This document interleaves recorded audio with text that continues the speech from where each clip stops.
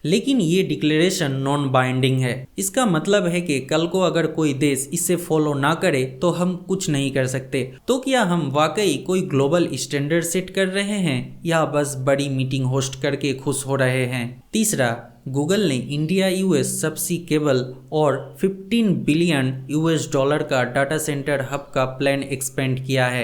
Nvidia ने LNT के साथ मिलकर इंडियाज लार्जेस्ट एआई फैक्ट्री बनाने का वादा किया है। पर ये सब एक्सट्रैक्शन के लिए है या एम्पावरमेंट के लिए? हम उन्हें सस्ता डाटा और सस्ती लेबर दे रहे हैं, बदले में हम उनका एआई मॉडल्स पर डिपेंड हो रहे हैं। क्या हम एआई सॉवरेन बन रहे हैं या डिजिटल कॉलोनी? मेरे हिसाब से ग्लोबल एआई समिट 2026 ने एक बात साफ कर दी है, इंडिया के पास एम्बिशंस की कमी नहीं है, लेकिन हम एग्जीक्यूशंस में अभी भी पीछे हैं।